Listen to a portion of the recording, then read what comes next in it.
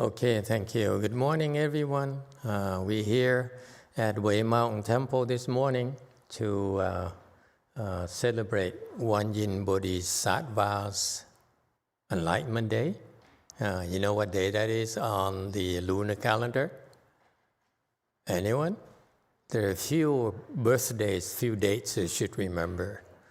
Okay, so for her, this is the one is the birthday, one the day she's born, and second important date for her, if you're a follower of her, is the Enlightenment Day.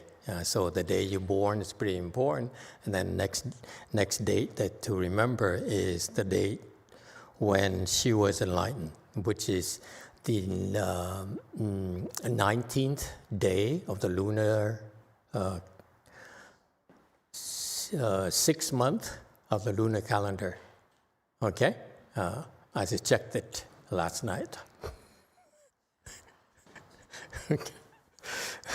But thank you for joining us. Today is a very special day for us, all of us, and so it's nice to be able to see you. Has been what is the meaning of this day? For the Buddhists, it's pretty important because it represents a very significant attainment, attainment for the life in the life of a Buddhist. And the Buddhists aspire for enlightenment, which is the ultimate. And the ultimate, the crowning achievement is not to become a king or become a president, but it's to become enlightened. Okay, and what does it mean to be enlightened? To be enlightened is to mean that you're able to join a very exclusive club of enlightened people who have practical wisdom, the kind of wisdom that is very beneficial for the world, but also the one thing that will make a difference is that when you open this practical wisdom, you will be able, for the first time in your life, be able to join a club of people who really, truly know how to be happy, if that matters to you at all. Okay? Enlightenment is a state of mind, a state of being, where you can free yourself from all sufferings. Okay? Meaning that the enlightened people, when they're encountered with a state of difficulties, state of suffering, then they have the ability to rise above it and distance themselves from the worldly concerns, whereas ordinary people cannot. So this is very significant. Okay, and as long we're there, I'm very proud to share with you that this year so far, we have quite a few people who reached that state in our temples. Okay, and it's no big deal. Don't even applaud it.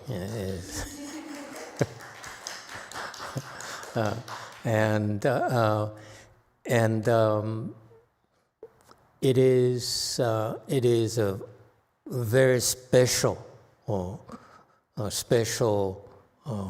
feeling when you're able to do that. And I find myself having to remind these people that they're there because sometimes they're not aware of it. And I'm so proud of it. I'm so happy for them. What does it mean for the rest of us? Not a whole lot. Okay? It's a very personal thing. It's not something you can brag about. Okay? If they really are enlightened, they would not be bragging about themselves. This is what's the sad part about it. Okay? But it's well worth it, let me remind you, because again, if you really are unhappy with yourself, your life, this is a beautiful attainment where you really have control over your own happiness. You no longer depend on external things, on others, for your happiness, which ordinary people cannot say so. Okay? And this is only possible because they've been working very hard. Some of them have been with me for quite a while. Some of them are new. And I don't dare tell you how many have improved this year, from the first time to join YongHua to higher as well. And if I tell you the numbers who along that class that in the Buddhists consider to be a privileged class, you'll be shocked on how good our people are. So congratulations to all those. And settle down, come on, control yourself. And amazingly, the enlightenment is not the way it sounds, not the way it sounds like. Because when it says, when you become enlightened, you go into this club and you join the exclusive club of people who understand compassion, who understand, who really get to enjoy life. It's not the way you think. You think that based on the Chinese, the Asians, they think that cultivation is hardship, and sacrifice yourself, and you're so strict and so forth, and that's a low level of cultivation. When you get to this level of cultivation, you're free from all those restraints, those constraints. Okay, it helps for you to work that hard, to be stuffy, to be strict with yourself, but it's not necessarily the most effective way. Okay, and it happened. It dawned on me it happened because of the support that we've been receiving all these years. We've been most fortunate. You've been most generous in coming and cultivate with us and supporting us. And so that we really didn't have to worry about a lot of things such as money, such as material things. And for that, I'm very grateful for your support, okay, which enables us to distance ourselves and not burden ourselves with worrying about making ends meet, mortgage payments and so forth, clothing and food and so forth. And so it's because of that support that our people have been able to not worry about money, because it's one of the big worries of ordinary people. These left-home people, they shouldn't have to worry about that. Okay, and so we're grateful for that, for your support, and also I also want to mention to you, among these people, which number is not small at all, okay, compared to most Buddhist organizations. It doesn't matter how big they are. Our numbers, the numbers of the people who reach these grounds, 1G, 2G, and so forth, okay, are quite high. And it's really, really remarkable. And I want to bring it up because I want you to know that because of your support, their achievements is very significant. And those of you who have been supporting the temples, been coming to cultivate with us, you also have a share of that. That's your blessings too, by the way. So congratulations to you. Because your turn is coming. You will, because of this is your blessings. No one can take it from you, except me. When I run short, I will use up yours. But what's amazing is not just left home people, but we also have lay people who also join the club. Isn't that amazing? So we have a lot of very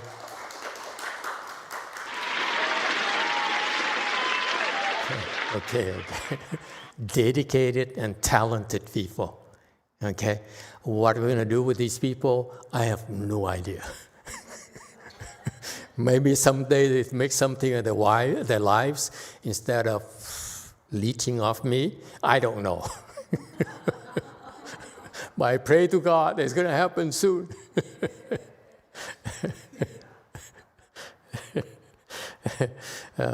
But from my perspective, I feel pretty good because we are able to have more people who can help out at various levels. For example, now we can wade into society more and hold more classes, more events to benefit more people. And so I'm very pleased today. Anyone has any questions? It doesn't stop there, by the way. We will keep going. Unfortunately for us, in the past year, the past 6 months or so, we lost a few people that have been with us for some time as well. And their blessings ran out, so they had to leave. It's unfortunate that they had to leave. We wish the best for them. What I've seen about them, they've been struggling a lot, which is very unfortunate. And that's life. Yeah. I hope they will do better.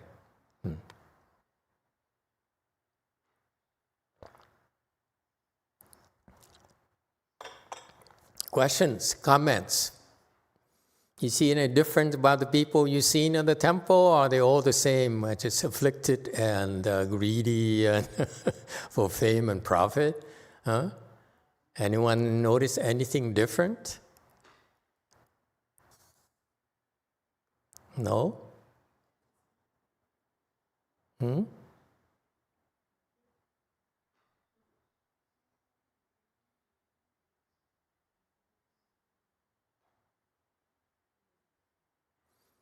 Nothing? Yes, 8. I noticed Taeji changed a lot since she came to America. We all noticed she changed a lot. That's nice. But she's not happier. But she's not that in that group. I'm sorry.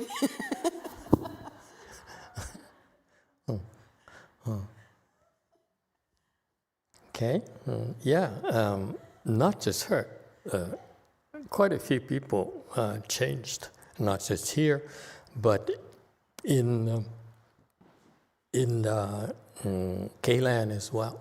People, what's impressive about you is that you cultivate, you cultivate well, and the result is that you improve.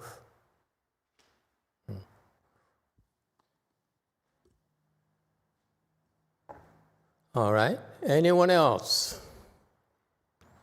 Now I see people walking around. Who is it? Who is it? Chances are that you look at 1 out of 10, you're bound to find someone. Yes, go first. A Di Đà Phật. Dạ thưa thầy, con có người bạn tu lâu năm theo tiểu thừa, thì họ nói rằng tiểu thừa quán từ bi rất là rõ ràng và dễ thực hành, là họ quán phải thương người chung quanh trước, những cái người gần gũi, rồi từ từ tới kẻ người thân, rồi mới tới người oán, nói từ từ lan rộng ra. Thì theo con nghĩ thì quán từ bi như vậy đó có thể là cũng dễ thực hành, nhưng mà nó không có cái tinh thần bao quát của đại thừa. Nhưng mà con cũng không có biết làm sao để mà giải thích. Thì hôm nay con xin Thầy dạy cho chúng con biết quán từ bi theo tinh thần Đại Thừa là như thế nào. A Di Đà Phật. Her questions are never easy.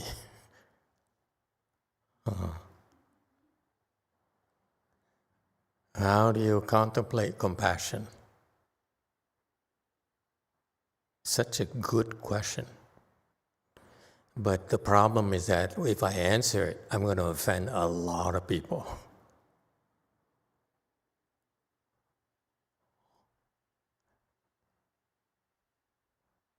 So I will not try to answer.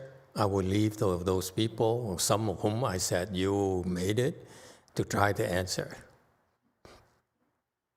How did you get there? You cannot possibly join the G Club without having great compassion. That's impossible. Okay? You don't know it yet, but you are greatly compassionate. Okay? So as time goes on, this great compassion will become manifest. You understand more and more. In fact, what's the difference between the 1G versus the 2G and 3Gs and so forth? Who knows? What's the difference?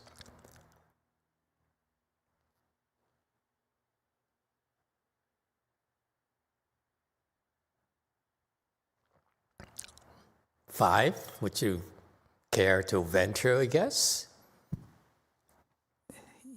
Yes, Master, just a guess. So the ones who are higher, would it be that they have an opportunity to show more compassion or help more people? Great guess. How did you guess? Right on the nose. Impressive. Such a smart lady. The higher your level, the bigger your compassion. Okay? And you ask these people, how come Master said you are 1G, now he said you're 2G, and so forth? What difference do you make? And you know what the answer is going to be? More specifically, ask the question along the line of YongHua's question. Did you contemplate compassion in order to get there? And the answer is, hell no.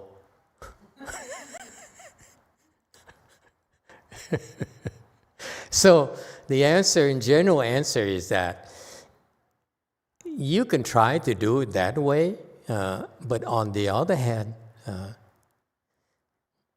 from the Buddhist teachings perspective, from the Buddha's teachings,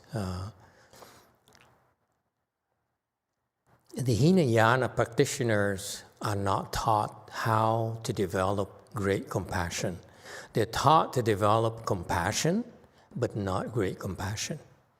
And therefore, in their techniques, in their understanding, which manifests in their practices, they don't quite know how to develop this great compassion.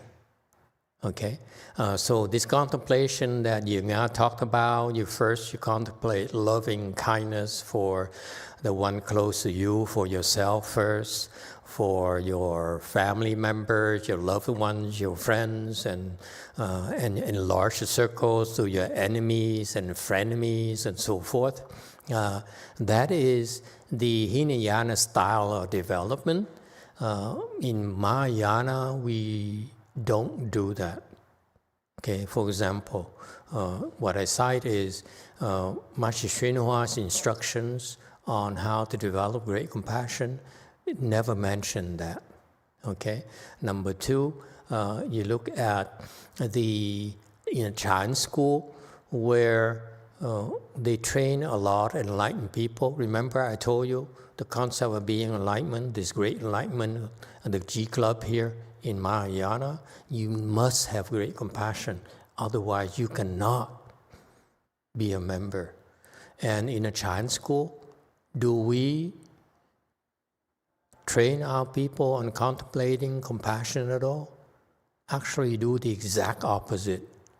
We bring them to something called chanchi and then abuse them and torture them.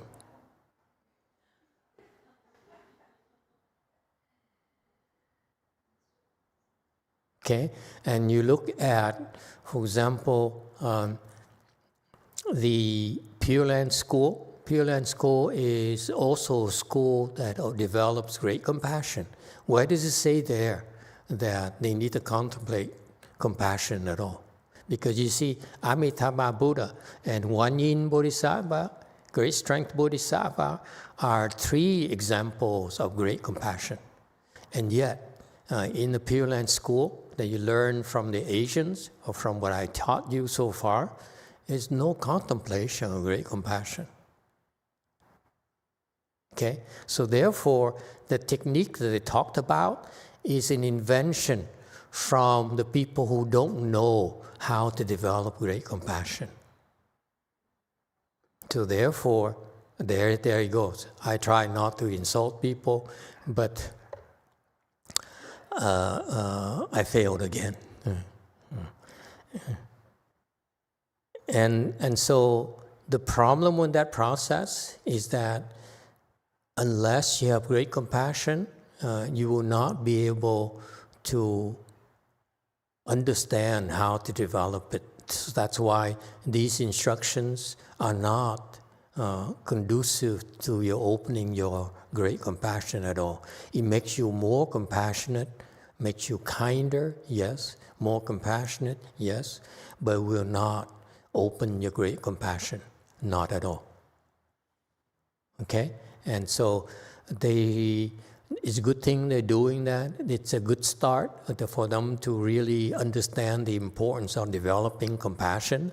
But the way they go about it, hopefully one day, because of the seeds they're planting right now through YongHua and to those people who practice contemplating compassion that way, eventually they run to, when they have enough blessings, Mahayana blessings, and someday they run to someone who will teach them how to do it better. That's all. So it's a good start, is the easy answer, but it's kind of slow. That's why we don't do it that way. They should do it. It's a good thing for them to do that, for the followers to do that. Nothing wrong with that.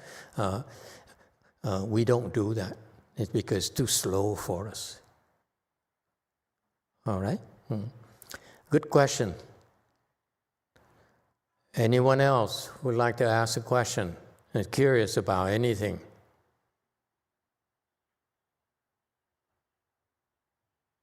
Yes. One. Thank you, Masters.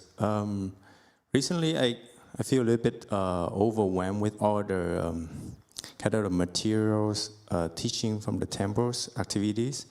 I feel like a lot of teaching. I need to study Suragama mantras, Raja Sutras, such and such.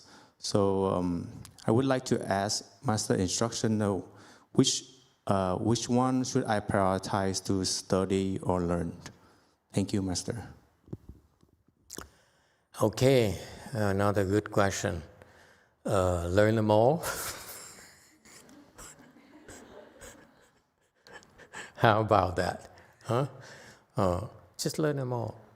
Try your best, and don't worry so much. You try your best, and there's so much you can learn. That's natural. The most important thing about that process is not to reject. Okay? Meaning that when you have a chance, let's say this afternoon, you have a chance after the lecture or something, we have a chance to do evening ceremony or 42 hands and eyes, okay? If you will have time, you have nothing else, I would not do that on a hot day like today, but I stick around the Buddha hall and endure the heat and to practice, okay? You try your best is what it's about. It's not about success. It's about giving it your all and not quitting, unlike those people who quit, okay, recently. It's too bad for them because they had, some of them, a few of them have good momentum. They didn't realize I've been teaching them, but the thing about Mahayana training is that when we teach you, it's not the way you think. It's not always like do this, do that, okay? And so that's why these people, they misunderstood a lot of my instructions, okay? But that's part of the training. You must endure it. You must not quit. If you quit, you drop out of orbit, that's it. You have no chance. These people, on the other hand, some of the people that I talked about, and the number again is not small, okay, at all, which what's amazing about you, all of you. I'm so impressed. I never could expect this because I saw my master's disciples and I said, wow, we are a lot fewer, a lot smaller, and a lot better, okay? So for these people, some, as I said, some of them have been with me for a long time. Some of them have been just so new to us, and yet they make it. The difference is that they simply do it. They don't question. They don't worry about whether they can do or not. The attitude is that it's more than you can handle.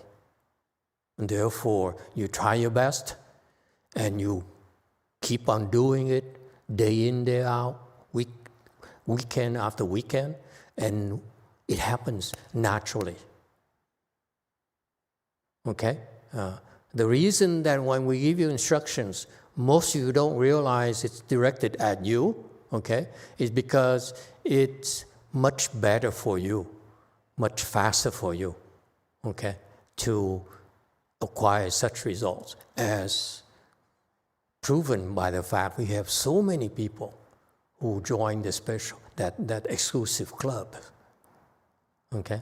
And the only one common thing is that they try the best,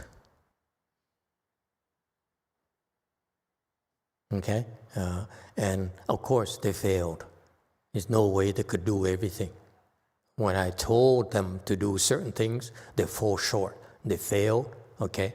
And unlike those who left, who quit, they did not blame me for their failure. Okay? They failed and said, okay, I failed today, I will try again tomorrow. If I fail tomorrow, I try again the day after tomorrow.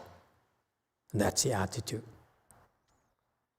Don't be like worldly people who need to have success and are so scared of failure. For us, we're very tough because these people are supported by you, sustained by you, is that they don't worry about failure at all. In a real world, you fail, you're fired. In our world, you fail, you pat on the back and say, okay, keep trying and keep at it. Okay, don't worry. Okay, it builds character. All right? And so you're doing just fine. You try your best in one day. You keep on failing one day. You don't quit. One day you wake up and you say, wow, I like this. That's when you can choose to specialize in one thing only, not the other. Okay, Master YongHua, my Chinese teacher, he told us very early on, he says, he told us monks, you should all specialize in some sutra right now. Well, meaning you can choose a Vajra Sutra, you can choose a Lotus Sutra, the Shrangama Sutra, Avatamsaka Sutra, and so forth. Many of them chose Avatamsaka Sutra. I couldn't understand it. Some of them chose Shrangama Sutra. I couldn't understand it either. So I didn't choose anything at all. Okay, I tried to learn them all. To my utter dismay, I couldn't understand much. Okay, and so I'm telling you, teaching you from my own experience. Okay, we don't do it the Chinese way. We don't do it Master YongHua's way, and that's why I feel it's a little bit faster than the Chinese style of training. Okay, because they're still stuck on results. We're not. As long as you're on the right path and you don't quit, you will make it. All right? Anyone else? And it's not just we're talking about making it to the club, to join the club, but also when you do it, you actually for almost all of you, you're experiencing some good stuff out of it in your daily practices, yes? You feel peaceful, more blissful, and so forth. You're improving consistently. In contrast, those who left, they're sinking consistently. I recently took a glance at someone who left. This person dropped like a stone. And now this person becomes worldly and so arrogant and lacking respect for the Sanghas. That's terrible for someone who used to be a Sangha, meaning that there's no wisdom whatsoever now. Before, there's respect. When I put someone there, because I'm reminding all of you, this person deserves your respect. Be careful. You're not respectful, you're creating offenses for yourself. Now, being outside, they reveal their true self, having no respect for anyone, no respect for enlightened beings. That's why they're nothing. And no one is telling them. Every time there's this thought of disrespect for our enlightened people, oh boy, are they sinking even faster than the day before. And how scary it is. But that's life. You must bear the consequences of your own karmas. Okay?